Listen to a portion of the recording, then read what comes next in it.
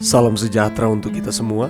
Pelajaran Sekolah Sahabat dengan tema utama tentang kematian, hampir mati, dan harapan masa depan. Pelajaran ke-8, pengharapan perjanjian baru. Rabu, 16 November. Pada saat sangkakala berbunyi, orang Tesalonika yakin bahwa hidup kekal akan diberikan secara eksklusif kepada mereka yang akan tetap hidup sampai kedatangan kedua. Mereka dengan hati-hati menjaga kehidupan teman-teman mereka supaya jangan mereka mati dan kehilangan berkat yang mereka harapkan untuk menerimanya pada waktu kedatangan Tuhan. Tetapi satu persatu kekasih-kekasih mereka telah diangkat dari mereka, dan dengan kesedihan orang-orang Tesalonika telah memandang untuk waktu yang terakhir pada wajah orang-orang yang sudah mati, hampir tidak berani mengharapkan untuk bertemu dengan mereka dalam kehidupan yang akan datang. Alfa dan Omega Jilid 7 halaman 218. Bacalah 1 Tesalonika 4 ayat 13-18. Bagaimanakah Paulus mengoreksi kesalahpahaman ini? Ada kecenderungan historis untuk membaca ungkapan bawalah bersamanya mereka yang tidur di dalam Yesus lebih daripada yang dikatakan oleh ayat itu. Banyak yang menerima teori keabadian jiwa yang alami menyatakan bahwa Kristus pada kedatangannya yang kedua kali akan membawa bersamanya dari surga jiwa-jiwa orang benar yang telah mati yang sudah berada di surga bersama Allah.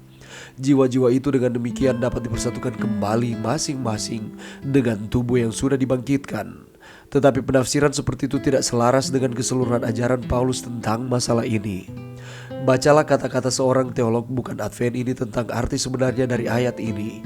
Alasan mengapa orang Kristen Tesalonika dapat memiliki harapan ketika mereka berduka atas anggota gereja mereka yang meninggal adalah bahwa Tuhan akan membawa mereka, yaitu Dia akan membangkitkan orang-orang percaya yang telah meninggal ini dan menyebabkan mereka hadir pada saat kedatangan Kristus kembali, sehingga mereka akan bersamanya. Implikasinya adalah bahwa orang-orang percaya yang telah meninggal tidak akan berada dalam kerugian pada parousia Kristus, tetapi akan bersama dengan Dia sedemikian rupa sehingga mereka berbagi sama rata dengan orang-orang percaya yang hidup dalam kemuliaan terkait dengan kembalinya. Jeffrey Weima, First and Second Thessalonians Baker Exegetical Commentary on the New Testament, halaman 319. Jika jiwa orang benar yang telah mati sudah bersama Tuhan di surga, Paulus tidak perlu menyebut kebangkitan terakhir sebagai harapan Kristen. Dia bisa saja menyebutkan bahwa orang benar sudah bersama Tuhan. Tetapi sebaliknya, dia mengatakan bahwa mereka yang tidur di dalam Yesus akan dibangkitkan dari kematian pada akhir zaman. Harapan dalam kebangkitan terakhir membawa penghiburan bagi orang-orang Tesalonika yang berduka. Harapan yang sama dapat membantu kita menghadapi dengan percaya diri saat-saat menyakitkan ketika cengkraman dingin kematian merenggut orang yang kita cintai dari kita. Pelajaran yang bisa kita dapatkan pada saat ini, kalau kita membaca di dalam 1 Tesalonika 4 ayat 13-18, ini merupakan berita pengharapan kepada umat-umat percaya yang berada di Tesalonika. Pengharapan jemaat mula-mula akan kedatangan Kristus yang akan segera tiba membuat mereka tegar dan kuat di dalam iman, yang walaupun menghadapi berbagai penganiayaan dan tekanan. Namun demikian, mereka mempertanyakan tentang saudara-saudara mereka yang telah meninggal, sementara kedatangan Kristus juga belum kunjung tiba. Dan Paulus memberikan jawaban atas pertanyaan tersebut, bahwa orang yang meninggal akan bersama dengan Tuhan karena ketika Tuhan datang dengan kemuliaannya, maka orang-orang yang masih hidup akan diangkat bersama-sama dengan mereka yang telah meninggal untuk hidup selama-lamanya bersama dengan Tuhan. Di sini Paulus mencoba memberikan pemahaman kepada jemaat agar iman dan pengharapan mereka tetap teguh, sebab gereja mula-mula masih memiliki pemahaman akan parousia akan tiba ketika tubuh mereka masih hidup. Parousia ini kata lain dari kedatangan Kristus yang kedua kali.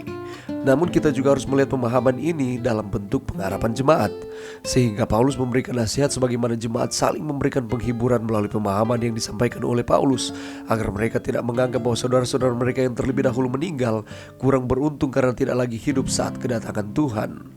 Pengharapan yang kita miliki bukanlah pengharapan yang kosong dan sia-sia tanpa dasar. Tidak ada yang tahu apa yang akan terjadi di masa depan, bahkan mengenai kematian. Namun demikian, kita memiliki keyakinan yang pasti bahwa Tuhan akan mengangkat kita dan hidup bersama-sama dengan Dia. Baik kaya, miskin, tua, muda, anak-anak, orang dewasa tidak mampu menghindari kematian.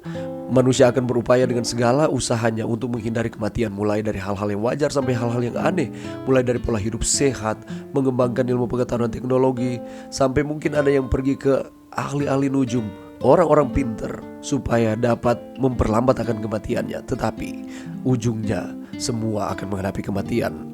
Kematian adalah akibat dari dosa. Rasul Paulus menuliskan demikianlah, maut itu telah menjalar kepada semua orang karena semua orang telah berbuat dosa dan upah dosa adalah maut.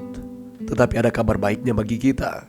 Sengat kematian itu telah dipatahkan oleh Kristus dan perjalanan kehidupan kita tidak lagi menuju kepada kematian. Mungkin kita akan menghadapi kematian, tetapi kematian bersifat sementara.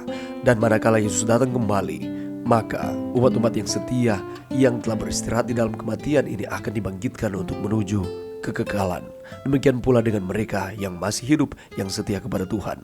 Dan inilah pengharapan yang kita miliki di dalam Yesus Kristus, bahwa kedatangannya akan membawa kehidupan bagi orang-orang yang percaya kepadanya.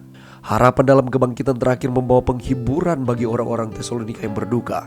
Harapan yang sama dapat membantu kita menghadapi dengan percaya diri saat-saat menyakitkan ketika cengkraman dingin kematian merenggut orang yang kita cintai dari kita. Karena kita memiliki pengharapan di dalam Tuhan, ialah pengharapan kebangkitan. Mari berdoa. Terima kasih Tuhan atas firman-Mu pada saat ini. Terima kasih atas janji kebangkitan yang Tuhan berikan bagi kami yang percaya kepada Tuhan. Ini doa kami di dalam nama Yesus. Amin.